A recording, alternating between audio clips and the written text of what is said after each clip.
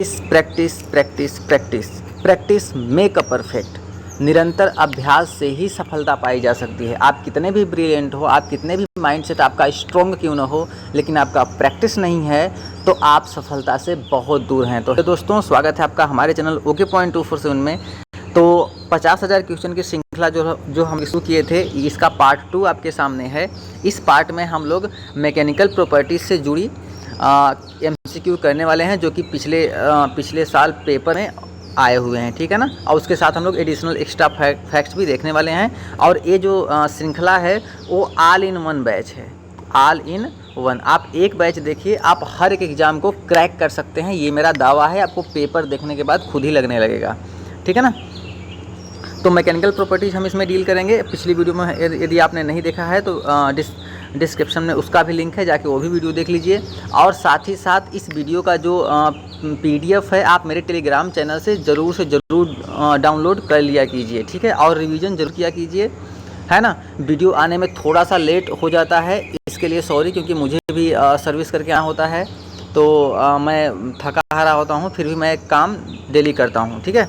तो आप चिंता ना करें, आपका 50,000 क्वेश्चन पूरा कंप्लीट होगा। साथ ही साथ आप जैसे कहेंगे वैसे क्लास चलेगा, लेकिन आप अपने कैरियर में कुछ न कुछ बेहतर ज़रूर करेंगे। और साथ ही साथ सब लोगों ने पूछ रहे थे कि सर आप क्वेश्चन कहाँ से कराते हैं। तो मेरे दोस्त, ये देखिए क्वेश्चन हम कहाँ से कराते हैं, ठीक है। मेरे पास ये सारी बुकें हैं, क्योंकि मैंने खुद पढ़ा है। ऐसा नहीं कि मैं आपको फर्जी पढ़ा रहा हूँ, है ना। मैंने खुद सिलेक्शन लिया है, मैं सर्विस कर रहा हूँ, तो इसलिए RK जैन, RS खुरमी, है ना। मुझे लगता है कि ये तो बिल्कुल से वो है, श्रीमद् भागवत गीता और रामायण, जो कि सभी पढ़ते हैं।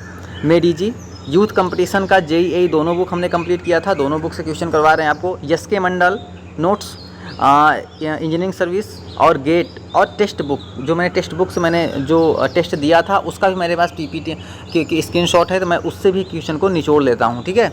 तो मिला जुला के इन सारे क्वेश्चनों का निचोड़ आपको एक श्रृंखला मिलने वाला है। तो आपको ज़रूरी है कि इस वीडियो को एक भी वीडियो स्किप ना करें।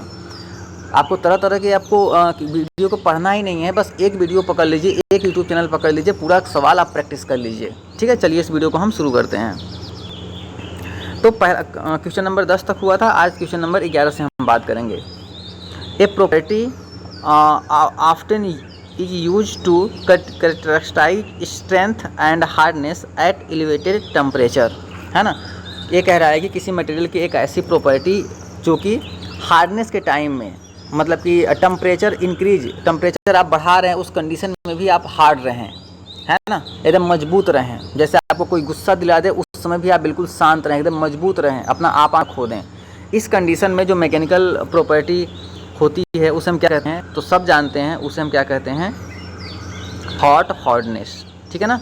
इंपॉर्टेंट सवाल है, कई बार सारे इंपॉर्टेंट सवाल है, कई बार पेपर में आ चुके हैं, तो उसका क्या होगा, हॉट हार्डनेस। क्योंकि एक ऐसी प्रॉपर्टी होती है जो टेम्परेचर इंक्रीज करने पर भी हार्डनेस बिल्कुल बनाए रखती है। तो आपको सवाल एक और बनता है कि किसी भी मटेरियल को, क्योंकि आप मैकेनिकल वाले हो, तो किसी मटेरियल को जब आप डिज़ाइन करोगे, बनाओगे उस टूल को, तो टूल को बनाने के लिए आप उसमें कौन से एलिमेंट्स मिलाओगे कि उसकी जो हार्डनेस क्या हो जाए, इंक्रीज हो जाती है। तो सवाल कई बार पूछा जाता है, तो आपको याद रखना है क्या है, वो टंगस्टन है, ठीक है। अगेन मैकेनिकल प्रॉपर्टीज़ से सवाल आया है, इसका मतलब कि मैकेनिकल प्रॉपर्टीज़, सारे प्रॉपर्टीज़ आपको याद होनी चाहिए। जैसे स्ट्रेंथ क्या होता है ना, हार्डनेस क्या होती है, डक्टिलिटी क्या होती है, टफनेस क्या होता है ना, मेलिएबिलिटी क्या होती है, उसके बाद फिर ब्रिटिल क्या होता है, ब्रिटलनेस क्या होती है ना, क्रीप क्या होता है, यील्डिंग क्या होता है, इलास्टिसिटी क्या होता है, प्लास्टिसिटी क्या होता है, रेजिलियंस क्या होता है, ये सब कुछ आपको पता होना चाहिए। हमने उस वीडियो में बताया था कि ये सब सारी चीज़ें आप पढ़ लीजिए। यदि आपको दोस्त इन सब के बारे में नहीं पता है ना, तो आप सिलेक्शन नहीं निकाल पाएंगे। एक सवाल का आंसर पर्टिकुलर जान के आप कुछ नहीं कर पाएंगे। इसलिए हम कहते हैं कि मेरा चैनल इसलिए फॉलो करो, क्योंकि आपको सारी चीज़ें लिंक करना है एक ही जगह पर, ठीक है। फटीग आप जानते हैं, अल्टीमेट रेड हॉट हार्डनेस, है ना, क्रीप। तो इसके बारे में हम लोग आगे बात करते हैं। अभी ये देखिए, ये हमारे पास ये हॉट हार्डनेस की बातें हैं, ये है ना, रेड हॉट मतलब कि हॉट हार्डनेस, है ना। तो इसका मतलब क्या है कि इस कंडीशन में भी जो चीज़ हार्ड रहेगी, मैंने पिक्चर इसलिए लगाया है, इस कंडीशन में जो चीज़ हार्ड रहेगी, मतलब उसके अंदर क्या है कि हॉट हार्डनेस है, उसे एक निर्धारित टेम्परेचर पर भी काम किया जा सकता है, ठीक है ना। तो इम्पोर्टेंट मैकेनिकल प्रॉपर्टीज़ का नोट्स मैंने आपके लिए बना के लाया हूँ दोस्त, टाइप करके लाया हूँ, ठीक है ना। प्लांट से जब भी आता हूँ तो ये टाइप करना शुरू कर देता हूँ। तो सबसे पहली प्रॉपर्टी है स्ट्रेंथ। क्या है? Strength. It is the ability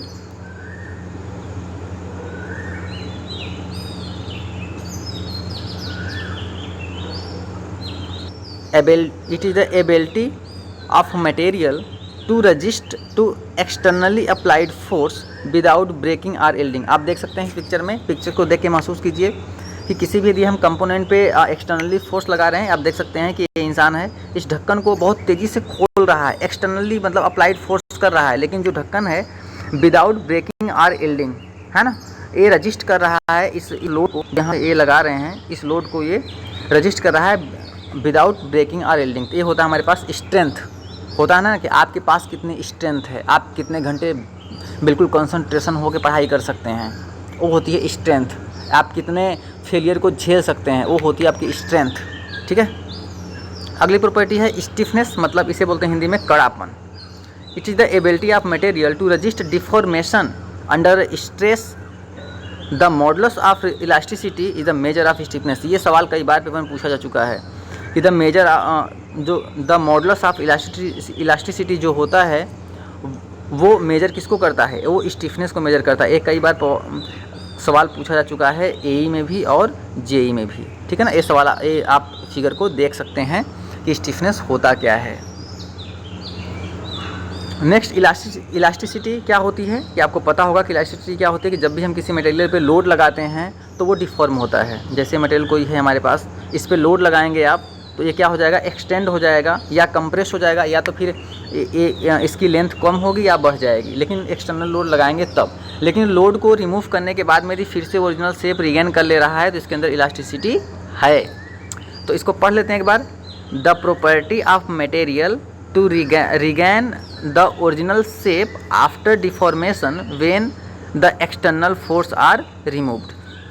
तो ये इंपॉर्टेंट बातें हैं कि जब हम एक्सटर्नल फोर्स को रिमूव करते हैं तो वो जो मटेरियल होता है अपनी पुनः मतलब कि फिर से वही शेप धारण कर लेता है जो पहले से था, है ना।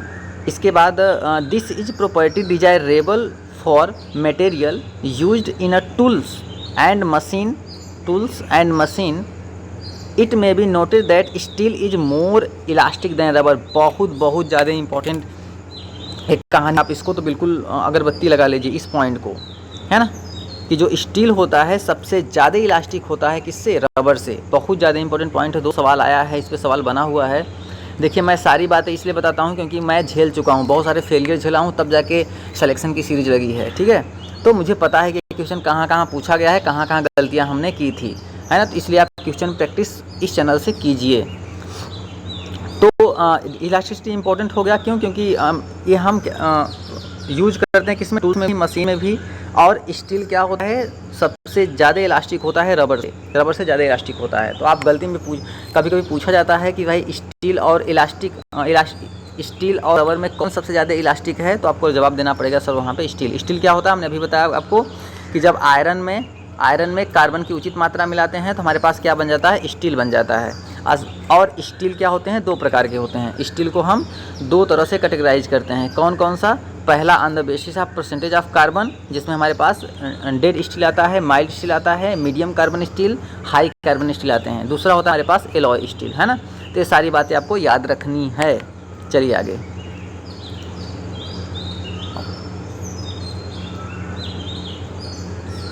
तो ये रहा हमारे पास, देखिए इलास्टिसिटी। हमने कुछ फिगर आपको समझाने के लगा रखा है। आपको देख से लग रहा है कि आप इस पर जब लोड लगाएंगे ना दोस्त तो ये बढ़ जाएगा, है ना। जब लोड लगाएंगे आप तो बढ़ जाएगा। जैसे आप लोड को रिमूव करेंगे वो बिल्कुल से अपने शेप को गेन कर लेगा, ठीक है। तो ये जो क्वालिटी है वो कौन सी है हमारे पास?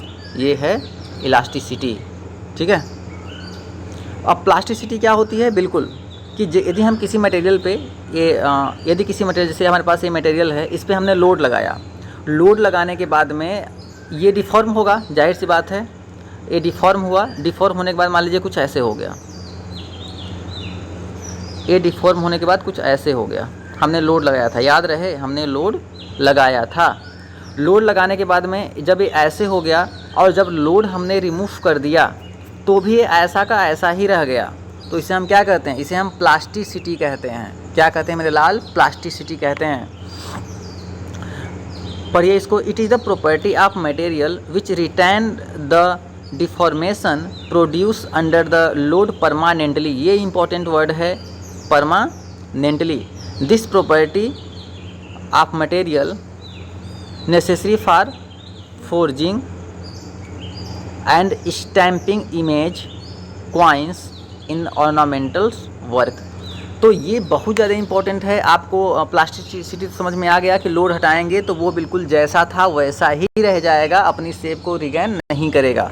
साथ ही साथ में ऐसी क्वालिटी का है हम यूज कहाँ कहाँ करते हैं इंजीनियरिंग में, तो आपको याद होगा फोर्जिंग में, स्टैम्पिंग इमेज क्वाइंस में, जो आपके जो डायग्राम बने होते हैं, चाहे वो भारत सरकार का हो, चाहे किसी का फ़ोटो हो, चाहे 1 रुपये, है ना, तो उन सब का जो इमेज होता है क्वाइंस में, हम प्लास्टिसिटी के थ्रू हम उभारते हैं, है ना। और ऑर्नामेंटल की डिजाइन होती है वो भी हम प्लास्टिसिटी से करते हैं। तो ये सवाल सेल में पूछा जा चुका है, भिलाई स्टील में, ठीक है ना। हम मुंबई गए थे पेपर देने, तो ये सवाल पूछा जा चुका है। तो आप देख लीजिए एक बार। तो ये देखिए, ये क्वाइंस है आपके पास, है ना, क्वाइंस। तो क्वाइंस में भी हम क्या करते हैं, प्लास्टिसिटी का यूज करते हैं। और देखिए ये मोहरमा है, क्या पहनी है, आभूषण पहनी है, तो इस आभूषण में भी हम क्या करते हैं, इन आभूषण में भी यूज हो जाता है, ठीक है ना, इंजीनियरिंग वर्क्स में। आगे डक्टिलिटी की बात करें तो डक्टिलिटी इम्पॉर्टेंट है। डक्टिलिटी क्या होता है, it is the property of material enabling it to be drawn into the wire with the application of tensile force. है ना, टेंसाइल फोर्स की वजह से सिंपल सी बात है कि जैसे हमारे पास कोई मटेरियल है, मटेरियल सिर्फ इतना बड़ा है, लेकिन हमने क्या किया कि यहाँ पे हमने लोड लगाया, एक लोड हमने इधर कर दिया और एक लोड हमने इधर कर दिया, तो इसकी जो कंडीशन थी कुछ ऐसे हो गई, है ना, इतना बढ़ गया। तो इसका मतलब क्या है कि ये जो मटेरियल है हमारे पास, इसके अंदर डक्टिलिटी का क्वालिटी है कि मतलब अब टेंशन फोर्स जैसे ही आप अप्लाई करेंगे तो मटेरियल एक्सटेंड होना शुरू हो जाएगा, है ना। तो इसमें लिखा है it is the property, main property होती है कि इसकी वजह से हम क्या करते हैं, ड्रॉन इनटू वायर्स, हम तार बनाते हैं, ठीक है ना, तार बनाते हैं with the application of tensile force. Ductility material commonly used in engineering practice are mild steel, copper, aluminium, nickel, zinc, tin, lead. Okay, तो आपको याद रखना। और एक एग्जांपल हम यहीं से तुरंत लिंक करेंगे आपको कि जो मैक्सिमम मेलिएबिलिटी होती है वो सबसे पहले किसकी होती है, गोल्ड की होती है, लेकिन उसके बाद किसकी होती है, इसके बाद होती है हमारे पास लीड की। लेकिन अब पेपर में अब तक जितना पूछा गया उसमें गोल्ड नहीं पूछा गया है, लीड पूछा गया है। तो आप इस बात को याद रखिए, मैक्सिमम मेलिएबिलिटी किसकी होती है, लीड की होती है, ठीक है ना, क्योंकि गोल्ड ऑप्शन में रहता नहीं है। यदि गोल्ड ऑप्शन में है तो गोल्ड, नहीं तो फिर लीड। आप दोनों, ये पहला नंबर, दूसरा नंबर आप याद रखिएगा यदि सिलेक्शन लेना है तो। एक क्वेश्चन को हल करने से मतलब नहीं निकलने वाला। ब्रिटलनेस की बात करें तो ये भी काफ़ी अच्छा पॉइंट है, बहुत बढ़िया है। कई बार पूछा जाता है कि it is the property of material opposite to ductility. It is the property a opposite, मतलब डक्टिलिटी का अपोजिट होता है। The property of breaking of material with the little permanent distortion, cast iron is a brittle material. मतलब कि कोई हमारे पास material हो जाए, इस पर आप कहीं से भी लोड लगा रहे हो, है ना, कहीं से लोड लगा रहे हो, तो ये यहाँ से भी क्रैक हो गया, यहाँ से भी क्रैक हो गया, यहाँ से भी क्रैक हो गया, तो इसका मतलब ये मटेरियल क्या है, कैसा है, ये मटेरियल ब्रिटल मटेरियल है। कास्ट आयरन एक ब्रिटल मटेरियल होता है। कैसा होता है मेरे लाल, कास्ट आयरन एक ब्रिटल मटेरियल होता है। साथ ही साथ में एक चीज़ मैं और बताना चाहूँगा कि वाइवा में या फिर स्किल टेस्ट में कभी पूछ लिया जाता है कि ब्रिटल मटेरियल किसे कहते हैं। सिंपल सा आपका एक लाइन में जवाब क्या होगा, इसका जवाब ये होगा कि किसी मटेरियल पे यदि हम एक्सटर्नल लोड लगाते हैं तो उसमें जो इलोंगेशन है 5% से कम हो रहा है तो वो कैसा मटेरियल है, ब्रिटल मटेरियल है। यदि 5% से अधिक हो रहा है, 5 से 10% भी आप बोल सकते हैं, ऐसा नहीं कि हमने जो बोल दिया वो ब्रह्मवाक्य ही बोल गया। आप अपने हिसाब से जब एग्जाम में ऑब्जेक्टिव आए तो आप एडजस्ट कर लीजिएगा, ठीक है। मैंने एक रेंज बता दिया, औसत बता दिया, लड़ने मत लगना कि सर 5% होता है, आपने तो 6 होता है, आपने 5 कह दिया। मैकेनिकल इंजीनियर है, थोड़ा मैच्योरिटी से आप पढ़ाई कीजिए। तो जो 5% होता है, 5% से ज़्यादा इलोंगेशन होने लगा तो कैसा होगा, हमारे पास डक्टिलिटी होगा, करेक्ट। तो आप देख सकते हैं यहाँ पे ये हमारे पास कैसा, देखिए ब्रिटल मटेरियल है ना। आप ये बादाम पट्टी खाते हैं ना, बहुत अच्छा लगता है, खाया कीजिए। ये भी कैसा है, ये भी हमारे पास एक ब्रिटल मटेरियल। क्यों, क्योंकि जब आप काटते हैं ना तो मतलब कि अननेसेसरी क्रैक होता है। आप जो सोच के काटेंगे वो तो कटवाई नहीं करेगा। ये साइड से कट गया है, वो तो जब ये मतलब कि लिक्विड फॉर्म में था तभी काटा गया था, हल्का जब नरम फॉर्म में था, है ना। जब टाइट हो गया तो आप इसको नहीं काट सकते। यहाँ चाकू काटेंगे तो ऐसे कट जाएगा, और ये देखिए अभी हमारे पास क्या होता है, ब्रिटल हो, जैसे हमारे पास ग्लास भी क्या होता है, ग्लास भी हमारे पास ब्रिटल मटेरियल होता है, ब्रिटल होता है और इसे क्या कहते हैं हम, एमार्फस मटेरियल कहते हैं। अगली वीडियो हमने बताया था पिछली वीडियो में, ठीक है। चलिए नेक्स्ट, मिलिएबिलिटी बहुत बहुत बहुत ज़्यादा इंपॉर्टेंट क्वालिटी है। ये जो मैंने नोट्स बनाया है आपके लिए ना, तो आप बिल्कुल बढ़िया से बिल्कुल इसको कर लो इसी जगह, है ना, क्योंकि बुक ना खोलना पड़े, कोई और चैनल पे ना जाना पड़े। Is the special case of ductility which permit material to be rolled. यहाँ से देखिए, यहाँ से क्वेश्चन बन जाता है, rolled or hammered into thin sheet. तो आपसे पूछा जाता है कि जो पतली पतली धातुओं की जो चादरें होती हैं वो हम कैसे बनाते हैं, है ना। तो आपका जवाब होगा सर वो हम बनाते हैं hammered into thin sheet. Think नहीं होगा यहाँ पे थिन शीट होगा, ठीक है ना। यहाँ पे क्या होगा, यहाँ पे थिन शीट होता है। तो ये एक ऐसी प्रॉपर्टी है मिलिएबिलिटी की जिसकी वजह से हम क्या करते हैं कि बड़ी बड़ी चादरों को, बड़ी बड़ी आयरन्स को, इंगट्स को हम क्या कहते हैं, पतली पतली चादरों में हम लोग ढाल देते हैं, चादर को हम बना देते हैं। It is the malleable material should be plastic but it is not essential to be strong the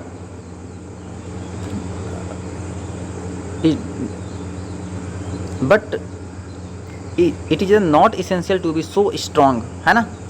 जो मेलिएबल मटेरियल होता है वो प्लास्टिक हो सकता है, लेकिन ज़रूरी नहीं कि वो क्या कैसा हो, स्ट्रॉन्ग ही हो। The malleable material commonly use in engineering practice, सबसे ज़्यादा इंपॉर्टेंट तो ये चीज़ है यहाँ पे लिए प्रैक्टिस किसमें, lead, soft iron, steel, wrought iron, है ना। उसके बाद फिर कॉपर एंड एल्युमिनियम, ठीक है। तो मिलिएबिलिटी एक ऐसा गुण होता है धातु का जिसकी वजह से हम क्या करते हैं कि धातु की पतली पतली चादरें हम बना सकते हैं। ये इसका की पॉइंट है, सवाल में कई बार पूछा जा चुका है, हमने करवा भी रखा है, ठीक है। Next, toughness, very important, toughness. It is the property of material to resist fracture due to high impact load. तो एक सवाल यहाँ से ही बन जाता है, ये हाई इम्पैक्ट लोड जो है ना, ये सवाल कई बार आया है, पूछा था कि हाई इम्पैक्ट लोड जैसे भी आपको देखने का है तुरंत आप टिक क्या करोगे, है ना, टिक तुरंत करोगे टफनेस, क्योंकि आप कई साल से तैयारी कर रहे हैं, है ना। तो आपको वहाँ पे ज़्यादा मतलब कि समझना नहीं है। आप ऑप्शन देखिए, हाई इम्पैक्ट लोड, टफनेस, तुरंत 2 सेकंड में आप टिक करके आगे बढ़ गए। Like a blow hammer, the toughness of material decrease when it is heated. एक सवाल यहाँ पर भी बन गया। तो जो मटेरियल का जो टफनेस होता है वो डिक्रीज हो जाता है यदि हम मटेरियल को क्या करें, हीट कर दें, है ना। डिक्रीज कर जाता है कब, जब हम उसको हीट करेंगे तब। तो toughness decrease when it is heated. और टफनेस हमारा किससे रिलेटेड होता है, वो होता है हमारे पास किससे, शॉक लोडिंग और इम्पैक्ट लोड से। किससे, शॉक लोडिंग और इम्पैक्ट लोड से, ठीक है। रेजिलियंस की बात करें तो it is the property of material to absorb energy and resist shock and impact load. It is a measure by the amount of energy absorb per unit volume with in elastic limit, है ना।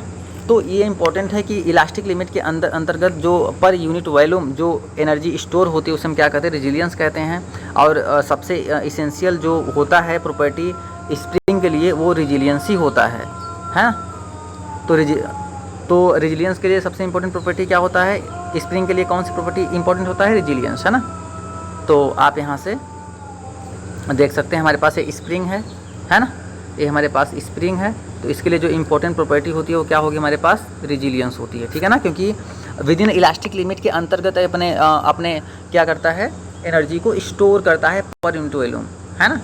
हाँ, क्योंकि तो with in elastic limit कहना ज़रूरी है, क्योंकि paper में ये पूछा जा चुका है, आपको विद इन इलास्टिक लिमिट कहना ज़रूरी है। नेक्स्ट, क्रीप की बात करें, बहुत ज़्यादा इंपॉर्टेंट है creep. when part is subjected to constant stress at a high temperature of long period of time, ये इंपॉर्टेंट कीवर्ड्स है कि लॉन्ग पीरियड ऑफ टाइम आया, एक कांस्टेंट स्ट्रेस कांस्टेंस हो गया, एक कीवर्ड ये है लॉन्ग पीरियड ऑफ टाइम। तो आपको टिक करना है किसको, क्रीप को।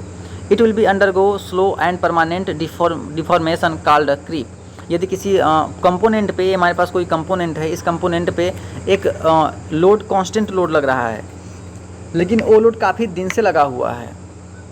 जैसे आप जिस घर में रहते हैं उसका जो छत है, वो छत बिल्कुल से उसका लोड कांस्टेंट है, वो घटेगा बढ़ेगा नहीं।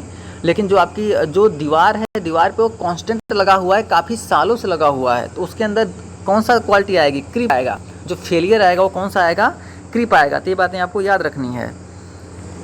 तो इसका जो एग्जाम्पल आपको याद रखना है, this property is a considerable in designing internal combustion engine, boiler and turbines. बहुत ज़्यादा इंपॉर्टेंट है, आप इसको दोस्त याद रखिएगा, 1 नंबर गलतियाँ मत कर देना, है ना। पॉइंट नंबर से छटते हो आप, हमें मालूम है, ठीक है। तो आप देख सकते हैं हमारे पास ये आईसी इंजन है और ये हमारे पास बॉयलर है, लोकोमोटिव बॉयलर इसमें लगा हुआ है, और ये हमारे पास क्या है, टरबाइन है। तो मैंने फिगर इसलिए लिया है आप क्योंकि मेमोराइज कर पाओ। IC engine, boiler, locomotive boiler और टरबाइंस, इन सब में जो फेलियर आता है किसकी वजह से, क्रीप की वजह से, क्योंकि जो टरबाइन चल रही होती है उसमें लगातार नोजल स्ट्राइक कर रहा होता है। तो जब लगातार नोजल स्ट्राइक कर रहा होता है तो वहाँ पे हमारा क्रीप हो जाता है, क्योंकि वहाँ पे लोड कांस्टेंट हो गया, टाइम मतलब बढ़ने लगा, है ना, लॉन्ग टाइम ऑफ पीरियड, तो वहाँ पे क्रीप आ जाएगा। फटीग की बात करें तो ये भी बहुत ज़्यादा इंपॉर्टेंट है। फटीग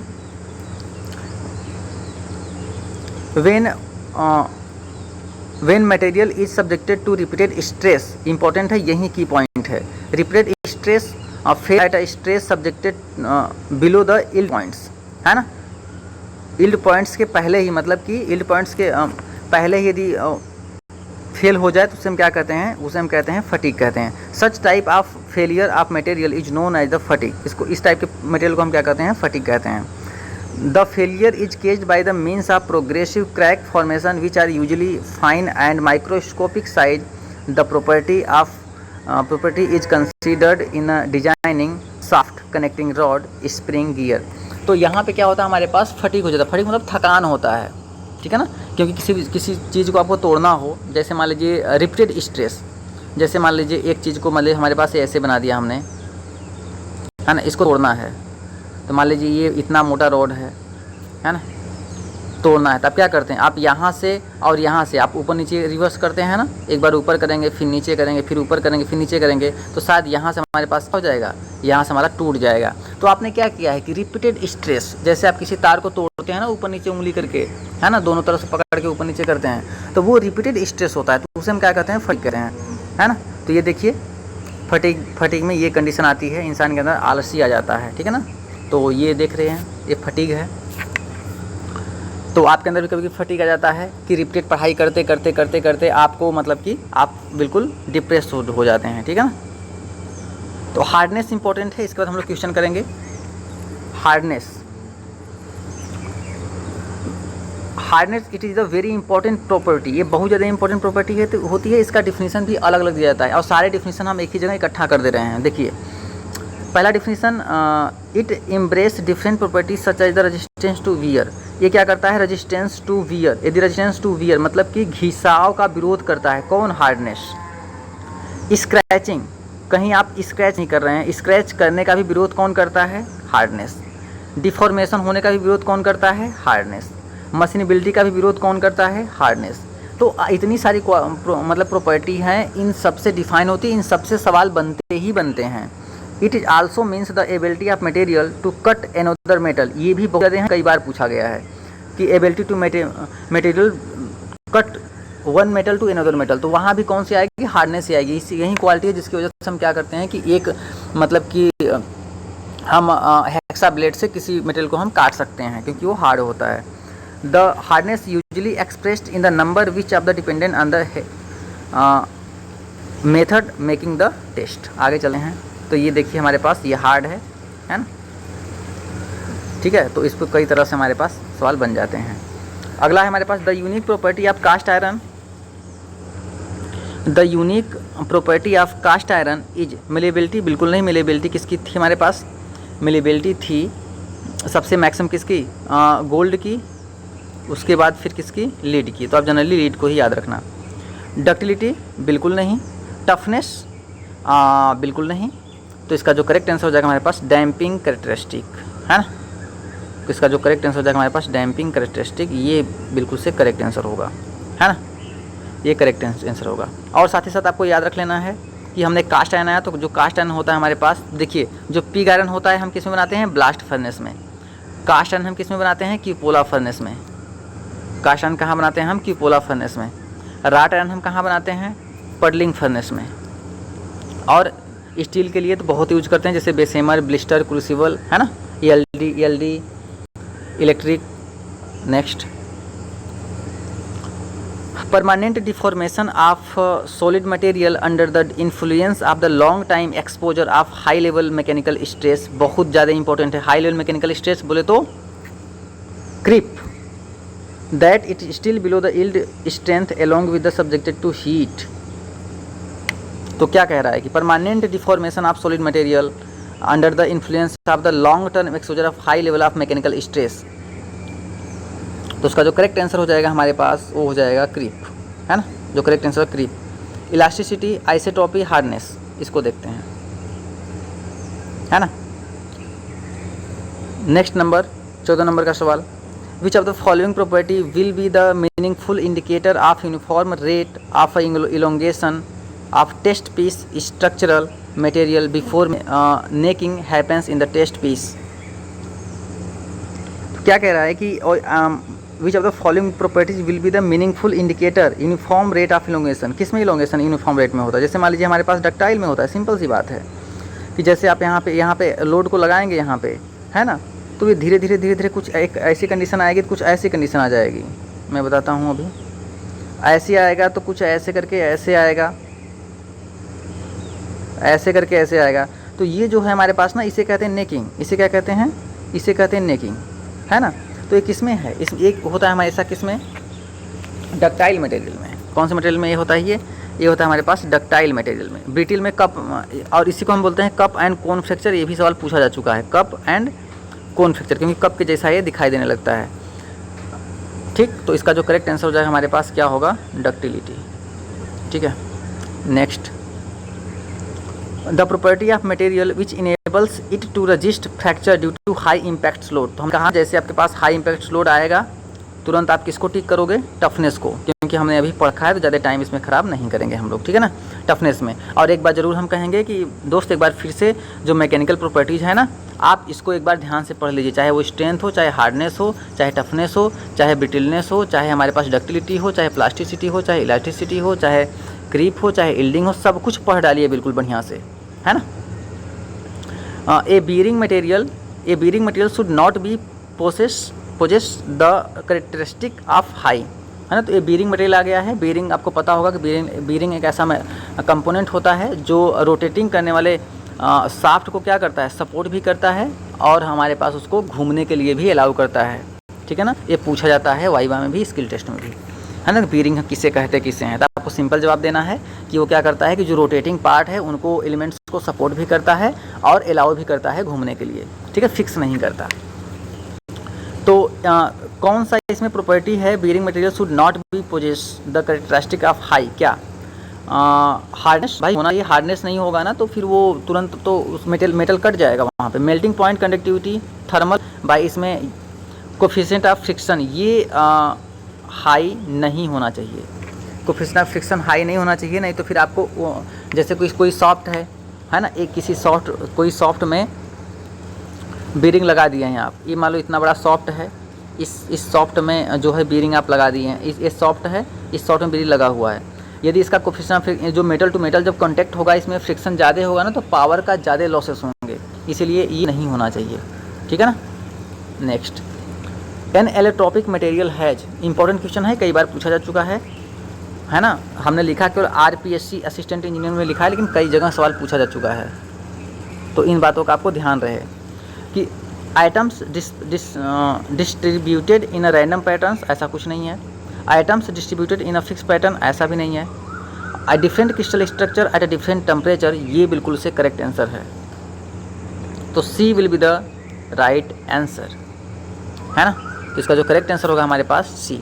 तो दोस्त, यदि आपको मेरा वीडियो पसंद आता है तो प्लीज़ चैनल को सब्सक्राइब कर लें, मेरे यूट्यूब फैमिली का हिस्सा बन जाइए, और इस तरह से हम लोग प्रैक्टिस करते रहेंगे, है ना। तो आप एक चैनल पकड़ लीजिए और आप पूरी एंटायर मैकेनिकल इंजीनियरिंग की प्रैक्टिस कर डालिए, ठीक है। बार बार वीडियो को देखिए आप।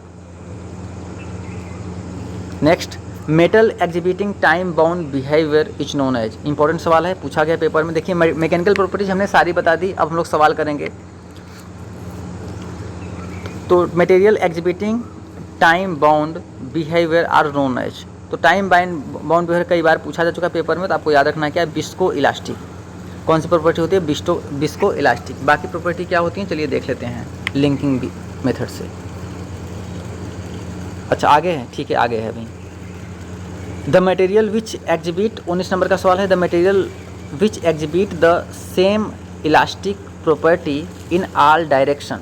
मतलब कि कोई हमारे पास मटेरियल ले लो, आप ये मटेरियल ले लो, यहाँ भी कोई भी पॉइंट लो, ये पॉइंट लो, ये पॉइंट लो, ये पॉइंट लो, इसमें सभी डायरेक्शन में क्या होगा? प्रॉपर्टी, मैकेनिकल प्रॉपर्टी समान होनी चाहिए। मतलब कि इलास्टिक जो कांस्टेंट है प्रत्येक पर्टिकुलर पॉइंट, प्रत्येक डायरेक्शन में समान होना चाहिए। तो उसे हम क्या कहते हैं? तो उसे हम कहते हैं आइसोट्रॉपिक। क्या कहते हैं उसे? आइसोट्रॉपिक कहते हैं, है ना। होमोजीनियस कब कहते हैं? चलिए आगे देख लेते हैं। ये देखिए, आइसोट्रॉपिक मटेरियल वो मटेरियल होता है, the material which exhibit the same elastic property in all direction at a given points are called isotropic material. आप देख रहे हैं इतना बड़ा मटेरियल है और इसमें किसी बिंदु पे, यहाँ बिंदु आप ले लीजिए तो यहाँ भी हर एक प्रत्येक डायरेक्शन में क्या होना चाहिए? बिल्कुल से सिमिलर होना चाहिए। मतलब एक पर्टिकुलर पॉइंट्स पे चारों तरफ, चारों दिशाओं में यदि इलास्टिक कांस्टेंट सिमिलर है तो वो मटेरियल आइसोट्रॉपिक होता है। इन आइसोट्रॉपिक मटेरियल क्या होता है सर? इन आइसोट्रॉपिक मटेरियल क्या होता है कि किसी भी हमारे पास ऑब्जेक्ट में, किसी भी हमारे पास जॉब में यदि किसी पर्टिकुलर पॉइंट पे प्रत्येक दिशाओं में इलास्टिक कांस्टेंट अलग अलग होता है तो उसे क्या कहते हैं हम? एन आइसोट्रॉपिक मटेरियल कहते हैं। जैसे हमारे पास ये मोबाइल का इतना बड़ा स्क्रीन है, यहाँ पे हमने पॉइंट को लिया, पॉइंट कंसिडर किया, इधर मेजर किया, इधर मेजर किया, फिर इधर मेजर किया, तो यहाँ पे हमारे पास कुछ और आ गया, E1 आ गया, यहाँ पे E2 आ गया, यहाँ पे कुछ और ही आ गया, तो इसे क्या कहेंगे? ये हमारे पास एन आइसोट्रॉपिक मटेरियल है, ठीक है ना। जैसे फिर यहाँ पे हमने काउंट किया, यहाँ पे कुछ और आ गया, यहाँ पे कुछ इस डायरेक्शन में कुछ और आ गया, यहाँ पे डायरेक्शन कुछ और आ गया, तो यहाँ पे हो गया मान लीजिए E1, यहाँ पे E2 और यहाँ पे हमारे पास E3, तो इसे भी क्या कहते हैं? एन आइसोट्रॉपिक मटेरियल कहते हैं। यदि यही सब समान होते तो आइसोट्रॉपिक मटेरियल कहते हैं। होमोजीनियस मटेरियल क्या होता है कि those material which have same elastic property at all points any particular direction. किसी भी डायरेक्शन में यदि हमारे पास इलास्टिक पॉइंट समान है तो उसे हम क्या कहेंगे? होमोजीनियस। देखिए किसी मटेरियल में आप ले लीजिए, देखिए इस मटेरियल में पर्टिकुलर हमने इधर की डायरेक्शन में लिया है, तो यहाँ भी E है, यहाँ भी E है, यहाँ भी है। इसका मतलब क्या हुआ? इसका मतलब ये होता है कि ये होमोजीनियस मटेरियल है। और यदि यही हमारे पास पर्टिकुलर पॉइंट पे देखिए 3 प्रॉपर्टी हो गई, आइसोट्रॉपिक और उसके बाद फिर एन आइसोट्रॉपिक और होमोजीनियस, ये सारे मटेरियल हो गए, ठीक है। चलिए आगे चलें। नेक्स्ट क्वेश्चन है हमारे पास, उड़ीसा पब्लिक सर्विस कमीशन में सिविल सर्विस में आया हुआ है, ability of material to exhibit considerable elastic recovery. बहुत अच्छा सवाल है। On release, on load and tonnage, ये तो हम लोग जानते हैं, बच्चा जानता है। परिभाषा है किसका बताइए? Material to exhibit considerable elastic recovery on release the load. Load जैसे ही हटाने पे, जैसी लोड हटाएंगे आप तो कुछ इलास्टिक रिकवरी आएगी, और वो इलास्टिक रिकवरी क्या होती है हमारे पास? रेजिलियंस होती है। क्या होती है? रेजिलियंस होती है, ठीक है। और आप जानते हैं हार्डनेस क्या होता है कि हार्डनेस स्क्रैचिंग, किसी भी मेटल को स्क्रैच करने का विरोध करता है, किसी मटेरियल को काटता है, वो है ना, एक मटेरियल की प्रॉपर्टी है, ठीक है। तो हम लोग आप देख चुके हैं। Toughness of material it's means, ये तो बहुत इंपॉर्टेंट सवाल है, नाम बदल के सवाल में आता है। बस आपको एक बात याद रखना है कि टफनेस जो होता है हमारे पास वो एक स्ट्रेंथ होता है ना। वो क्या होता है हमारे पास? एक टाइप का स्ट्रेंथ होता है। तो हमारे पास इसका जो करेक्ट आंसर हो जाएगा हमारे पास स्ट्रेंथ। सवाल इंपॉर्टेंट है।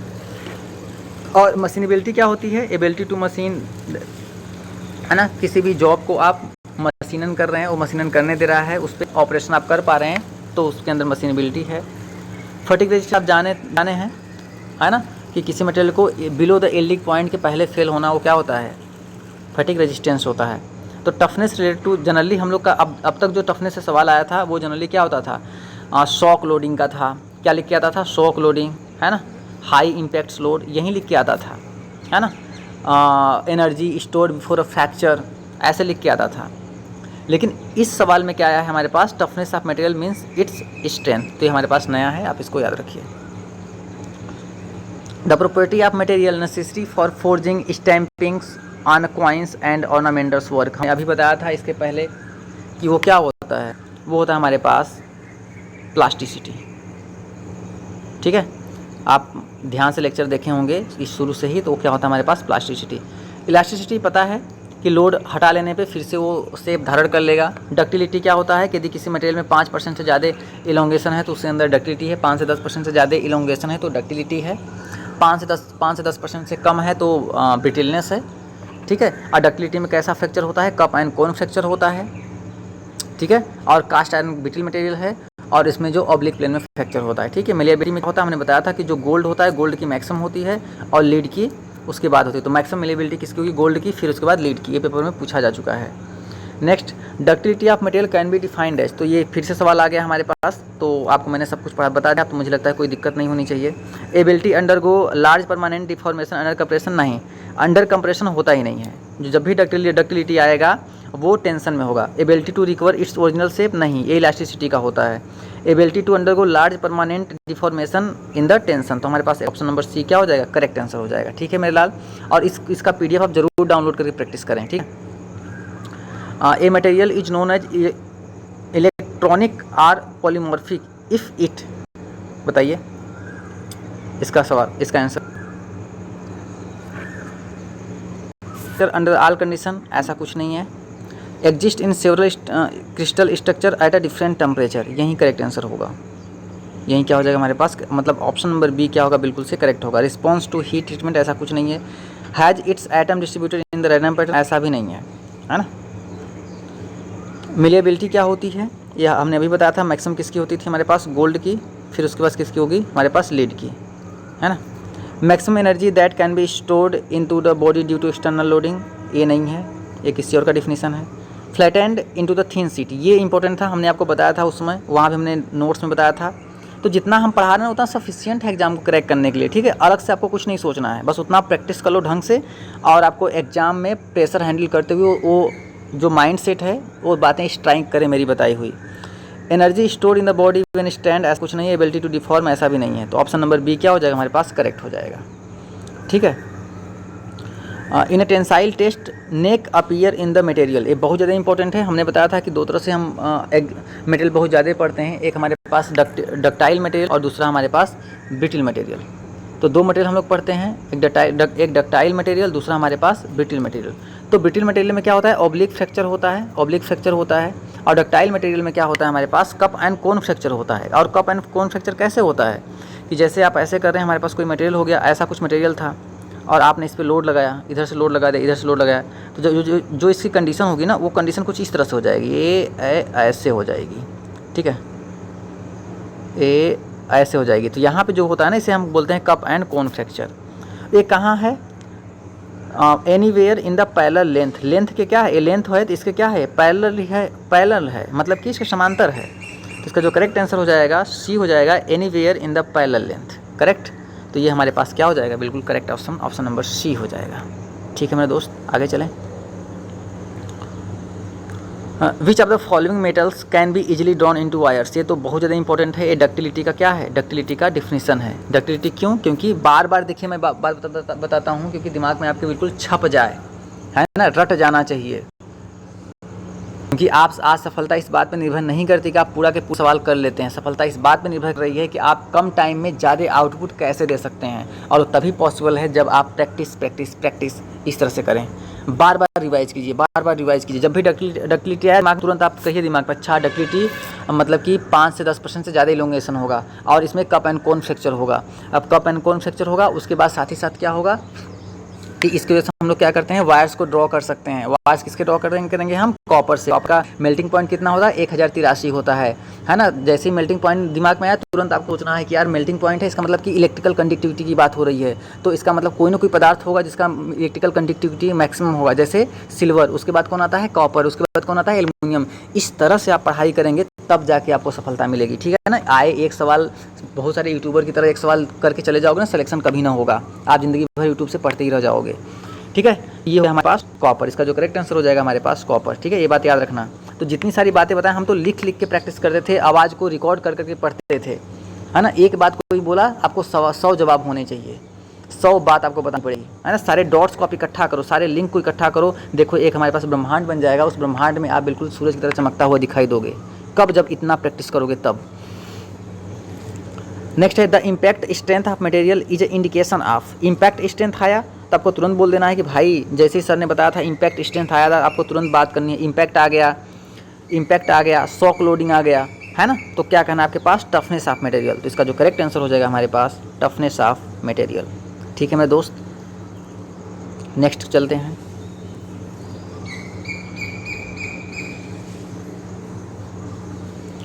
The toughness of material when it is heated. देखिए मैंने उस टाइम भी बताया था कि ये सवाल बनता ही बनता है, तो आप उस कंटेंट को आप पढ़ें, मैकेनिकल प्रॉपर्टी बेहतरीन तरीके से पढ़े हैं, तो आपका एक भी सवाल नहीं जाने वाला। The toughness of material when it is heated, जब हीट करेंगे तो हमारे पास क्या हो जाएगा, डिक्रीज हो जाएगा मेरे भाई, डिक्रीज हो जाएगा। ठीक है ना, गलती से इंक्रीज मत कर देना, ठीक, टफनेस डिक्रीज हो जाएगा। क्योंकि आप भी जब गुस्सा होते हो ना, तो गुस्सा होते हो तो आपके पास हीट बढ़ जाता है। जब हीट बढ़ जाता है तो आप वहाँ पे क्या, आपकी टफनेस कमज़ोर हो जाती है और आप कुछ भी ऐसी वैसी हरकतें करना शुरू कर देते हैं। ठीक है, बाकी नेक्स्ट बात करते हैं। ये सवाल है, ये आज के प्रैक्टिस सेशन का आखिरी सवाल है। फेलियर ड्यू टू रिपीटेड और reversal stress is a called. वही बात फिर से आ गई कि किसी कंपोनेंट को आप बार बार मतलब तोड़ मरोड़ रहे हैं, जैसे किसी चीज़ को तोड़ते हैं आप तो बार बार ऊपर नीचे करते हैं ना, तो रिपीटेड, जैसे हमारे पास ये मटेरियल हो गया, एक बार फिर से आप समझ लीजिए, जैसे इसको आपको तोड़ना है तो एक बार यहाँ से लोड ऐसे करेंगे, एक बार इसको ऐसे करेंगे, फिर एक बार ऐसे करेंगे, फिर ऐसे करेंगे, है ना, तब जाके यहाँ से कुछ क्रैक हुआ। कई बार करने पर जो केबल होता है घर का, हम लोग ऐसे ही तोड़ते हैं। तो failure due to repeated or reversal stress, इसे हम क्या कहते हैं, इसे हम कहते हैं क्रीप कहते हैं, सॉरी फटीग कहते हैं। क्या कहते हैं इसे, हम फटीग कहते हैं। क्रीप किसे कहते हैं, क्रीप हम उसे कहते हैं जब कोई कांस्टेंट लोड, एक ही कांस्टेंट लोड लगा हो किसी कंपोनेंट पे और टाइम बहुत ज़्यादा हो, लॉन्ग पीरियड ऑफ टाइम हो, तो वहाँ पे क्या होता है, क्रीप आता है। ठीक है, तो कैसा रहा आपका सेशन, उम्मीद है आपको पसंद आया होगा। नहीं पसंद आ गया होगा तो भी आप वीडियो को डिसलाइक कीजिए, पसंद आया होगा तो आप लाइक कीजिए, आप, है ना। साथ ही साथ आज का सवाल देख लीजिए। तो आज का सवाल है, इसका जो आंसर होगा आप कमेंट बॉक्स में दीजिए मेरे दोस्त, कमेंट बॉक्स में दीजिए। हम भी देखते हैं आप कितना डेडिकेशन से पढ़ाई कर रहे हो, है ना। हम तो सर्विस भी कर रहे हैं, आके आपको पढ़ा भी रहे हैं, लेकिन आप दिखाओ अपना डेडिकेशन कि सर हम आपके चैनल से कितना जुड़े हुए हैं, कितना ज़बरदस्त तैयारी करते हैं। हम अपने करियर के लिए, अपने माँ बाप के लिए जान भी दे देंगे, है ना, लेकिन पढ़ाई करेंगे और सिलेक्शन लेंगे, है ना। एक सीट निकलेगी, वो एक सीट भी मेरा होगा। आपके अंदर इतना जुनून लाना है और इस सवाल का आंसर आपको कमेंट बॉक्स में देना है। गोल्ड इज एसएससी जेई और सेल में पूछा गया है, आपको इसका 4 ऑप्शन बताना है। और साथ ही साथ आप मेरे वीडियो के ज़्यादा से ज़्यादा आप शेयर करें, सब्सक्राइब करें, है ना, क्योंकि बच्चे आते हैं वीडियो देख लेते हैं, सब्सक्राइब नहीं करते तो थोड़ा सा डीमोटिवेशन फील होता है।